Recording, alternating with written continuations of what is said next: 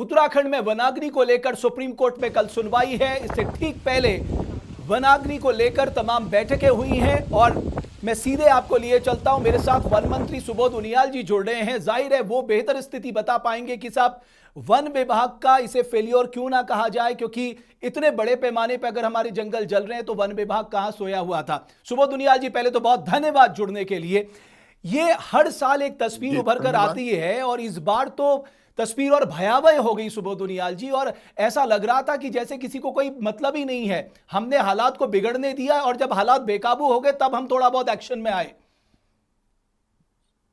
देखिए, ऐसा नहीं है। लगातार इसको आपको ध्यान होगा, जैसे ही इलेक्शन कंपेनिंग खत्म हुई, यहाँ पोल हुआ, इमीडिएट नेक्स्ट डे मुख्यमंत्री जी ने सारे अधिकारियों की बैठक ले करके इसमें ब्रीफिंग की है और मॉनिटरिंग करते हुए। इसके अलावा मैं लगातार वन मुख्यालय जाकर के वरिष्ठ अधिकारियों के साथ हमारी वार्ता होती रही। और अगर इस तरह का हालात होते हैं, देखिए कहीं ना कहीं आपको देखना पड़ेगा कि इस वक्त कुछ प्रकृति ज्यादा नाराज है, जबरदस्त गर्मी पड़ रही है और हर साल ये आगे लगा करती थी। लेकिन हमने विगत 2 वर्षों में जो हम लोगों का एक कंसेप्ट था कि बिना जन सहभागिता के इसको नहीं रोका जा सकता, हम लोगों ने उस पर काम किया।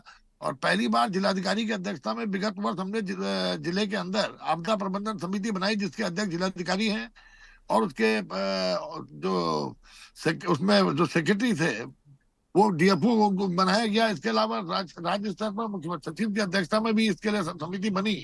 पहली बार इसको आपदा में शामिल किया गया और आपदा से भी जिलाधिकारियों ने फंडिंग करने का काम किया। हम लोगों ने फॉरेस्ट फायर मैनेजमेंट कमेटियां बनाई ग्राम प्रधान की अध्यक्षता में, जिसमें युवक मंगल दल, महिला मंगल दल, राजस्व विभाग और वन विभाग के कर्मचारियों को रखा गया। और इस वर्ष इसको मॉडिफाई करते हुए इसमें ग्राम विकास अधिकारियों को भी शामिल किया गया है।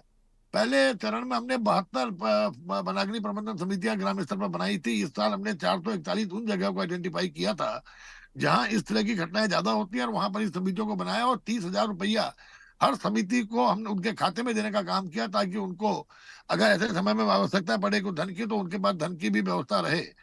सवाल ये है, गर्मियां हो रही है और जो कि सबसे बड़ा कारण है इसमें जन जागरण। अब आग लगने के 3 कारण है। एक, किसान अपने खर पतवार को जलाने के लिए, ताकि उसमें और घास के लिए कहीं आग लगाने का काम पड़ता है जो जंगलों तक फैल जाती है। दूसरा, कभी लोग अनजाने में बीड़ी सिगरेट फेंक देते हैं और उससे भी आग लगने का खतरा होता है। तीसरा होता है कुछ शरारती तत्व। तो पहली बार हमने शरारती तत्वों के खिलाफ पिछले वर्ष कार्यवाही करने का काम किया था। लेकिन आप अगर आप देखेंगे 22, 23, 21, 22 में अगर आप देखेंगे तो हमने 22, 23 में उससे पहले के वर्षों के मुकाबले 50% क्षति तक इसको लाने में सफलता दी। और 23, 24 में कुछ प्रभु की कृपा भी हुई थी, बारिश भी अच्छी हुई, तो हम केवल 20% नुकसान और वर्षों के मुकाबले 23, 24 में हुआ। 24, 25 में ये गर्मी का भयंकर होना और जनता के अंदर कहीं ना कहीं जागृति का अभाव, क्योंकि हम लगातार हर डिवीजन लेवल पर हमारी गाड़ियां जा जाके जन जागरण का काम कर रही हैं। साथ ही साथ जो विभागीय अधिकारियों की भी जिम्मेदारी फिक्स की गई है, उनको फील्ड में जाने के लिए कहा गया है। लगातार व्हाट्सएप ग्रुप के माध्यम से लगातार मैं भी इसकी उनियाल साहब, मॉनिटरिंग करते रहता हूँ। फील्ड में तब जब हालात बेकाबू हो गए तब जाके मैंने देखा कि फील्ड में जाने के आदेश दिए गए। क्यों नहीं? अच्छा, और उन अधिकारियों को किस बात का इंतजार है कि आप जब आदेश देंगे तब वो फील्ड में जाएंगे? अरे साहब, तुम्हारी अंतरात्मा भी तो है, तुम्हें लग रहा है जंगल जल रहे, जाओ फील्ड में, लीड फ्रॉम द फ्रंट करो। देखिए रमेश जी, अगर आप देखेंगे 3,983 फायर वॉचर्स भी हमने लगाए और केवल 3,983 फायर वॉचर्स लगाया गया है। कल ही निर्णय लिया है कि उनके इंश्योरेंस भी कराया जाएगा। निर्णय पहले ले लिया गया था, इंश्योरेंस की कार्रवाई गतिमान है। इसके अलावा विगत वर्ष हमने 1200 के आसपास वन दरोगाओं की फॉरेस्ट गार्ड की भर्ती की है। इसके साथ साथ 400 के आसपास वन दरोगों को लगाया। मैन पावर बढ़ाने भी मारा है। लेकिन देखिए, आग पर काबू तब तक नहीं पाया जा सकता जब तक हम रिस्पॉन्स टाइम ना घटा दें। और रिस्पॉन्स टाइम घटाने का एकमात्र जो रास्ता है वो है जन सहभागिता। तो जनता को इसमें किस तरह से इन्वॉल्व किया जाए, जनता, क्योंकि ये जिम्मेदारी। सुबोध जी, मैं आपकी बात से सहमत हूं कि जन सहभागिता के बिना इतनी बड़ी अग्नि दावानल से आप नहीं निपट सकते। लेकिन आपने जनता को विश्वास दिलाने के लिए, उनका विश्वास जीतने के लिए, उन्हें यह बताने के लिए जंगल हमारे हैं, हमें बचाने हैं, हमारी अमूल्य संपदा है, ये 24/7 365 डेज ये पूरा अभियान क्यों नहीं चला? अरे, मैं आपसे पहले कह चुका हूं कि हमने विगत वर्ष में ही ग्राम प्रधान की अध्यक्षता में वनाग्नि प्रबंधन समिति बनाने का निर्णय लिया और उसमें 42 पिछले साल बनाई, 441 अब तक हो चुकी हैं, ताकि लोगों को उनको जिम्मेदारी भी दी जाए, उनको महसूस हो कि ये जंगल पूरी प्रकृति, पूरी मानवता के लिए बहुत जरूरी है इनका बचना।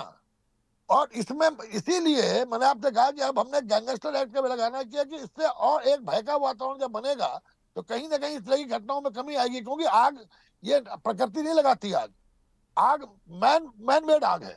कहीं ना कहीं, कहीं लापरवाही से, कहीं घास की इच्छा में, और कहीं इंटेंशनली इस तरह की घटनाएं की जाती हैं। इसलिए अब अगर एक इसमें सजा का प्राविधान करने के कारण कहीं ना कहीं थोड़ा भय का वातावरण बनेगा, क्योंकि इस समय गर्मी तो बहुत ज्यादा पड़ रही है, और गर्मी के कारण सबसे बड़ा नुकसान होता है कि इसमें जो आप कहते हैं एकदम आग बहुत तेजी से फैलती है।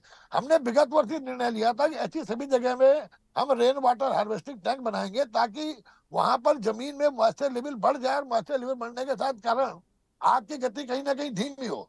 हर रेंज में जो हमारी हवा छोड़ते हैं, जो वैक्यूम वाले हैं, उनको खरीदने के तत्काल आदेश कर दिए गए हैं, ताकि इक्विपमेंट के साथ भी इनके पास एक लैस हो और किसी तरह वनाग्नि पे हम कब्जा पाए। और आप देख रहे हैं कि लगातार मुख्य सचिव स्तर से लेकर के मुख्यमंत्री तक लगातार इसकी समीक्षा बैठक की जा रही है, और लगातार इस पर कठोर से कठोर कदम उठाने तक की चेतावनी हमने लोगों ने दी है। और इसमें बहुत स्पष्ट संदेश दिया है कि जो कर्मचारी अधिकारी इसमें लापरवाही बरतते हुए पाया जाएगा, उसके खिलाफ निश्चित रूप से कार्रवाई की जाएगी। आप तो ट्विटर पे बहुत एक्टिव रहते हैं, लोग पूछ रहे हैं वन मंत्री कहां है, वो लीड फ्रॉम द फ्रंट क्यों नहीं कर रहे? देखिए मैं क्योंकि आसाम में मैं हूं, और मैं क्योंकि आज के जमाना आईटी का जमाना है, लगातार वीडियो कॉलिंग के माध्यम से, व्हाट्सएप ग्रुप हमारा बनाया हुआ, व्हाट्सएप ग्रुप के माध्यम से और लगातार फोन के माध्यम से मैं अफसरों के साथ मॉनिटरिंग करने का काम कर रहा हूँ। आज भी मेरी हमारे जो हेड ऑफ फॉरेस्ट है उनसे, और दोनों हमारे सीसीएफ गढ़वाल और सीसीएफ कुमाऊं से वार्ता हुई सुबह भी। और जो फायर के हमारे जो एडिशनल पीसीसीएफ है निशांत वर्मा, वो भी लगातार संपर्क में, और हम लोग कोशिश कर रहे हैं कि किसी तरह एक जनता के अंदर जागरूकता लाकर इस फॉरेस्ट फायर को हम रोकने में सफलता पाए। बट सर, आप ठीक कह रहे हैं जनता, लेकिन मैं वो सरोकार जनता के साथ देख नहीं पा रहा हूं। और आपको मैं यकीन दिलाता हूं, ज्यादातर समय मैं पहाड़ों में ही बिताता हूं। मैंने 10 अप्रैल को ही एक वीडियो के माध्यम से बताया था कि उत्तराखंड के जंगल बहुत तेजी से जल रहे हैं, हमें इसे अभी रोकना होगा। और आज हालात ये हो गए कि कल सुप्रीम कोर्ट को सुनवाई करनी पड़ रही है। नहीं नहीं, अगर आप देखेंगे आग की घटनाएं हो रही हैं, 2-3 दिन में उनको रोक लिया जा रहा है, तब तक दूसरी घटनाएं हो जा रही है। कल ही 500 से ज्यादा घटनाएं सुनने को मिली हैं। तो मैं आपसे ये कह रहा हूँ कि कुछ कुछ लोग, अभी एक मैं पढ़ रहा था कि डीजी को रील करने के लिए एक ने आग लगा करके रील बनाने का काम कर रहा था, उसको पकड़ लिया गया। तो इस तरह के कुछ शरारती तत्व हैं जिनको इसमें आनंद आ रहा है, और ये कोई राजनीति का प्रश्न नहीं है। बिल्कुल, ये मैंने आपसे कहा कि ये पूरे उत्तराखंड की नैसर्गिक सुंदरता का प्रश्न है, पूरे दुनिया के पर्यावरण को बचाने का प्रश्न है। तो और जिस तरह से, क्योंकि हमारे यहाँ एक थोड़ा सा वो है कि हमारे यहाँ ग्राउंड फायर होता है, जबकि बाकी देशों में अगर आप देखेंगे बाहर, तो वो जो सरफेस फायरिंग के कारण हमारा नुकसान उतना नहीं होता, पेड़ काफी हद तक बच जाते हैं हमारे। लेकिन मैंने आपसे कहा कि इस जो धुआं और पर्यावरण जो दूषित हो रहा है, जो कार्बन इमिशन हो रहा है, ये कहीं ना कहीं पूरी मानवता के लिए खतरा है। और इसीलिए हमने, अगर आपने देखेगा, तो हमने ये भी किया है कि अभी हम लोगों ने 13 जिलों में 13 अवार्ड, 39 अवार्ड रखे हैं। 1 लाख का पहला है, 50,000 का दूसरा, 50,000 का 25,000 का तीसरा है। ये 39 अवार्ड उन लोगों को दिए जाएंगे जिन लोगों को फॉरेस्ट फायर को रोकने में जिनका सहयोग हुआ हो, जिन लोगों ने इसे मदद की, और उनको हम अवार्ड देने का भी निर्णय लिया है, ताकि इस अवार्ड के कारण भी लोगों के अंदर कहीं ना कहीं वनों के प्रति फायर को रोकने के लिए अपनी जिम्मेदारी का एहसास हो। सुबोध जी, अगर हाल फिलहाल में मैं देखूं, वन विभाग गलत कारणों से सुर्खियों में रहता है। आप देखिए पाखरों के मामले में सुप्रीम कोर्ट की कितनी कठोर टिप्पणी आई। दूसरा, यानी पेड़ जो इलीगल ट्रीज काटे गए, उस पर कोई काम नहीं हुआ। गुलदार ने हमारे लोगों को मानना शुरू किया, उनके रोकने पे कुछ नहीं हुआ, और वनाग्नि को रोकने पे कुछ नहीं हुआ। तो वन विभाग की अपना इकबाल क्या रह गया? अब रमेश जी सर, थोड़ा सा आपको मैं जरा इतिहास की तरफ ले चलता हूँ। सर, राज बनने के बाद और 2022 में हमारी गवर्नमेंट आने के बाद पहली बार ऐसा हुआ कि पीसीसीएफ रैंक के अधिकारी को निलंबित किया गया, टीएफओ को निलंबित करने के बाद जेल भेजने का काम किया गया, विजिलेंस इंक्वायरी बैठाई गई, कई रेंजर्स को अरेस्ट किया गया, और कई अधिकारियों के खिलाफ कार्रवाई की शुरुआत हुई। और उसके अंततः अब सीबीआई इसकी जांच कर रही है, मैं कह रहा हूँ। और ये हाईकोर्ट, सुप्रीम कोर्ट ने भी माना कि पाखरों को वहां पर उसमें गलती नहीं है, लेकिन नियमों का जो उल्लंघन किया गया है, जिससे पेड़ काटे गए हैं। तो हमने, आपको ध्यान होगा, पेड़ काटने के दोषी एक अखिलेश तिवारी रिटायर हो चुके थे हमारी सरकार बनते बनते, और किशन चंद जो थे उनको, उनके खिलाफ FIR करके उनको गिरफ्तार करने का काम किया गया, और अखिलेश तिवारी के खिलाफ जो है विजिलेंस जांच के आदेश दिए गए, लेकिन अब सीबीआई, क्योंकि मामला सीबीआई पे है, निश्चित रूप से सब चीज सामने आएंगी कि सरकार ने कितने कठोर कदम उठाए, और जिनकी नालायकी थी उनके खिलाफ कहीं ना कहीं उनको पनिश करने का काम सरकार ने किया। तो लिहाजा ये सुर्खियां देखिए, मैंने आपसे कहा, अगर सरकार उनको संरक्षण देने का काम करे तो सरकार दोषी है। अगर सरकार ऐसी घटनाएं सामने आने पर कार्रवाई करती है तो मैं समझता हूँ सरकार अपनी जिम्मेदारी का एहसास करती है। और बट सर, सरकार, उस जो मैंने कहा रिपोर्ट कि ये में तो वनाग्नि का मतलब उस रिपोर्ट में तो तत्कालीन वन मंत्री के लिए बिल्कुल स्पष्ट लिखा है कि इस पूरे एपिसोड के वही मास्टरमाइंड थे। देखिए, मैंने आपसे कहा ना, मास्टरमाइंड थे या क्या थे, जो सुप्रीम कोर्ट ने कहा, क्योंकि सीबीआई जांच चल रही है, सीबीआई पूरी रिपोर्ट सबमिट करने के बाद सीबीआई कोर्ट में मामला चलेगा, जिस बारे में मुझे, मैं समझता हूँ, मुझे ज्यादा कहना उचित नहीं है। ओके सर, एक मैं आपको, मुझे मालूम है आप व्यस्त हैं, एक बात मैं आपसे कहना चाहता हूं। मैं 3 एग्जाम्पल जो हाल फिलहाल में मैंने उत्तराखंड में देखे, एक मैंने घोड़ाखाल के जंगल में देखा, एक मैंने ओखलकाटा के जंगल में देखा, और तीसरा अल्मोड़ा शीतला खेत में देखा। सर, इन तीनों ने एएनआर विधि से ना सिर्फ वो जंगल को रिवाइव किया है, बल्कि जो आप कह रहे हैं, जो मॉइस्चर लेवल कंटेंट बढ़ाने की बात की है, वहां पर बहुत वैज्ञानिक तरीके से चाल खाल खंतियां बनाई है। क्यों नहीं वन विभाग ऐसे युवाओं को अपना एम्बेसडर बनाता और उनके जरिए जन जागरूकता अभियान देता? हमें अच्छे लोगों को भी तो सामने लाना पड़ेगा जो बेहतरीन काम कर रहे हैं। आपका आपका सुझाव अच्छा है। निश्चित रूप से अब इसमें मीटिंग करने के बाद वनाग्नि के प्रबंधन हो जाए, कंट्रोल हो जाए, इसमें मीटिंग करके निश्चित रूप से मैं आपके सुझाव पर आगे काम करूंगा, क्योंकि मेरा स्पष्ट मानना है कि बिना जन सहभागिता के ना हम वनों को बचा सकते हैं और ना हम वनाग्नि को बचा सकते हैं। इसीलिए हम लोगों ने, आपने देखा कि कई रिफॉर्म्स किए हैं पिछले 2 वर्षों में, चाहे ट्री प्रोटेक्शन एक्ट में हमने संशोधन करने का काम किया हो। ट्री प्रोटेक्शन एक्ट में इससे पहले मात्र 27 प्रजातियां एग्जेम्प्ट थी, और सैकड़ों प्रजातियों में वन विभाग के चक्कर लगा के अनुमति लेनी पड़ती थी। मैंने वो सारा का सारा बदल के केवल 15 प्रजातियों को प्रतिबंधित किया, और बाकी प्रजातियों को काटने पर कोई अनुमति का प्राविधान नहीं होगा, उन्हें एग्जेम्प्ट कर दिया गया है। दूसरा, हमारे यहाँ 11,230 वन पंचायतें हैं। 11,230 वन पंचायतों में 25 लाख लोग जुड़ा है, लेकिन उन 25 लाख लोगों की आजीविका से इन वन पंचायतों को लेने देना नहीं था। उसकी वन पंचायत की जितनी भी कमाई होती है, वो सारी की सारी कमाई उसी वन पंचायत को और स्ट्रेंथन करने में लगाई जाती है। हमने पहली बार 628 करोड़ का एक प्रोजेक्ट बनाया है, वन पंचायत की भूमि में फार्मिंग अलाउ कर दी है, और हम लोग केवल जड़ी बूटी की फार्मिंग और फलों की फार्मिंग को अलाउ किया है। और 628 करोड़ के प्रोजेक्ट्स में हम जड़ी बूटियों के प्लांट्स का तैयार करने का काम करके उसके बाद वन पंचायतों को उनको सौंपेंगे। उस फार्मिंग को करके वन पंचायत उसका हार्वेस्टिंग करके, उसका मार्केटिंग करके जो पैसा मिलेगा वो वन पंचायत के ही लोगों में बढ़ जाएगा। तो इस तरह के प्रयास हम कर रहे हैं कि वनों को सीधे सीधे लोगों की आजीविका से जोड़ें। हमने 2 लाख लोगों को इको टूरिज्म के माध्यम से नए डेस्टिनेशन तैयार करके उनको हम पूरी तरह से लेस करने के बाद स्थानीय नौजवानों की जो इको डेवलपमेंट कमेटी बनाकर उनको सौंप दिया जाएगा।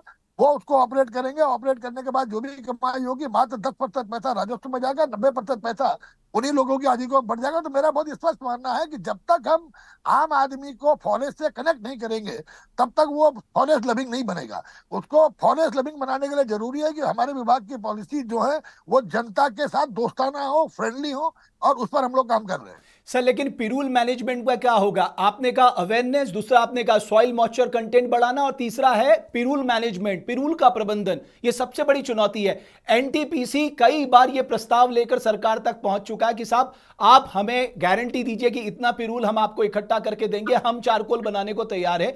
तो दिक्कत किस बात की? बिना पिरूल मैनेजमेंट के आप फायर कंट्रोल कर ही नहीं सकते पहाड़ में खासकर।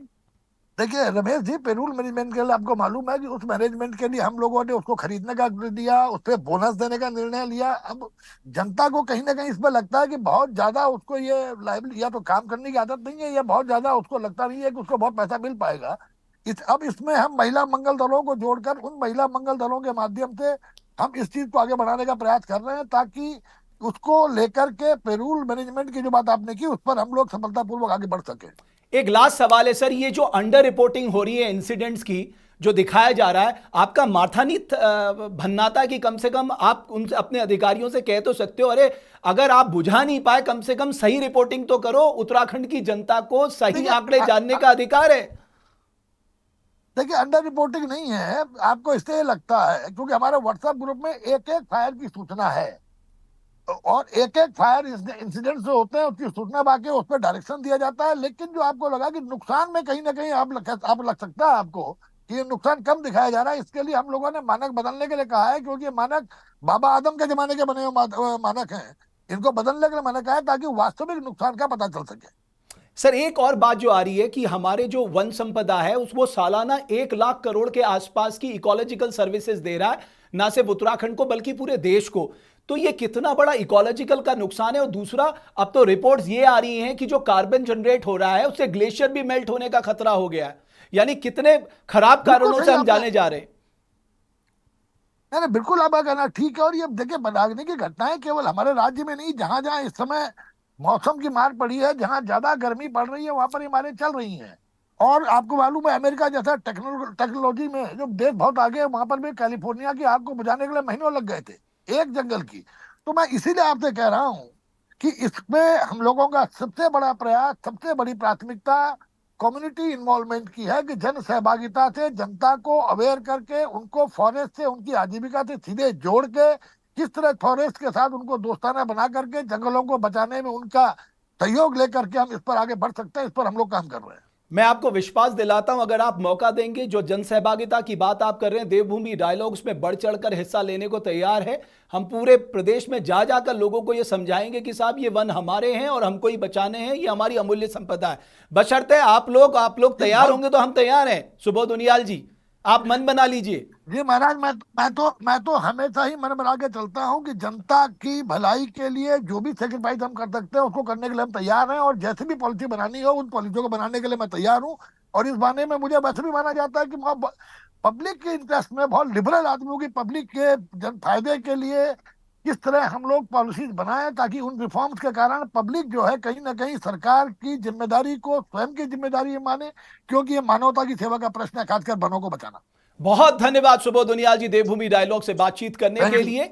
और मैं आशा करता हूं कि जो इस बार के हालात दिखें वो आने वाले वर्षों में नहीं दिखेंगे। जाहिर तौर पे आपने जिन जिन बातों का जिक्र किया उसमें बहुत प्रोएक्टिवली आपका डिपार्टमेंट इन्वॉल्व होगा, क्योंकि इससे केवल आपके वन प्रभावित नहीं हो रहे हैं, आपका टूरिज्म प्रभावित हो रहा है। और टूरिज्म के चलते जिन लोगों की लाइवलीहुड से जुड़ा हुआ है वो प्रभावित हो रहा है, आपका पूरा पर्यावरण प्रभावित हो रहा है, लोगों की हेल्थ प्रभावित हो रही है, ग्लेशियर प्रभावित हो रहे हैं, जो जितने भी उस वन में रहने वाले जीव जंतु हैं वो प्रभावित हो रहे हैं। ये एक बहुत बड़ा काम, ये एक ऐसा हरक्यूलस टास्क है मैं कहूंगा, जो हम सबको हाथ में लेना होगा।